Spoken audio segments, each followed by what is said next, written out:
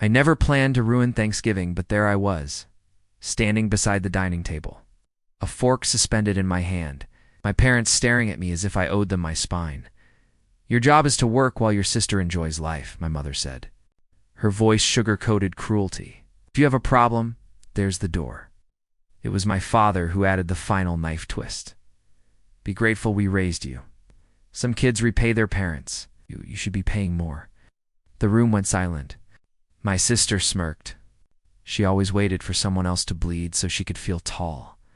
And that's when something inside me finally settled. Not broke settled. "Fine," I said, "I'll leave. And you can start paying your bill." They didn't understand the weight of that sentence. Not yet, but they would. I pushed my chair back, the legs scraping the floor. I had their attention, and for the first time in years I enjoyed it. I used to believe loyalty was enough. Work hard, support family, and eventually they'd see me. But in our house, love was conditional on how much of myself I was willing to give up. My sister Mira was the golden child, pretty, charming, useless. She was given everything: cars, tuition, vacations, forgiveness. I was given responsibility, bills, guilt. "Be the man of the house," they said. But when Mira so much as blinked, they rushed to catch her tears like diamonds. Still, I stayed, not because they deserved it, because I believed I could earn a place through effort. Then one day I found the envelope, a hospital bill. My name, their signature.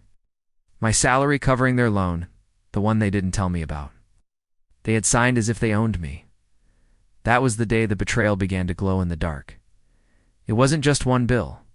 It was months of them siphoning money from my account. My sister's shopping, my parents' debts, even a vacation I didn't know they took. Every rupee, every dollar, quietly redirected to themselves. I didn't confront them right away. Confrontation gives the guilty time to prepare.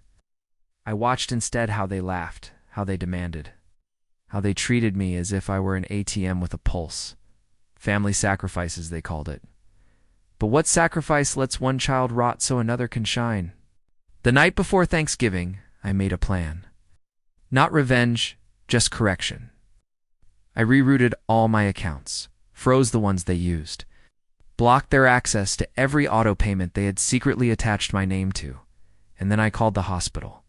I wanted to confirm what I already suspected. "Yes, the debt is due again," they said. "The guarantor has withdrawn." Guarantor. Ow! What an elegant word for fool! I wasn't angry. Anger is noisy. I was focused, very quiet. The day before Thanksgiving, I packed everything that belonged to me, which wasn't much. My life had always been about giving, not receiving. I signed a lease for my own apartment, a place with walls that didn't echo with demands. Then I submitted a formal fraud report regarding unauthorized financial use. Not to punish them, just to ensure my name was cleared. Next, I called the utilities, the insurance companies. Every service they secretly attached. "Me too. Cancel. Remove my name. Terminate." It took 3 hours.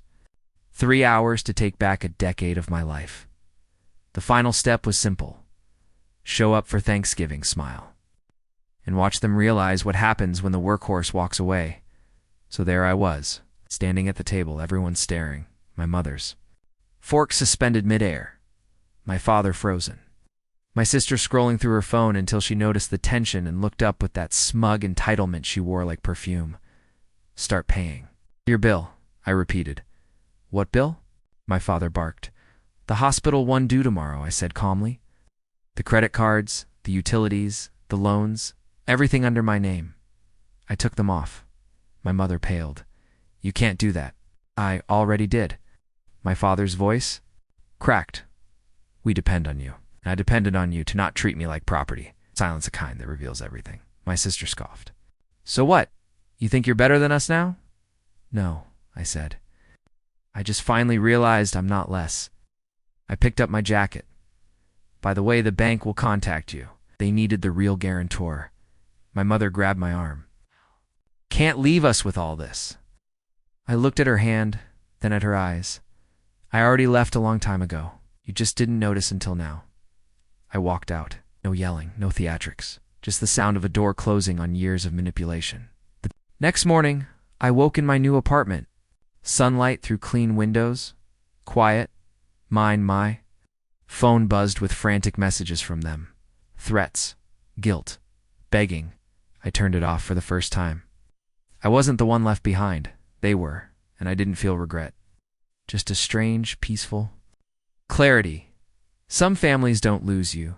They just finally realize you were never theirs to control. And as I sat in that silence, I understood something.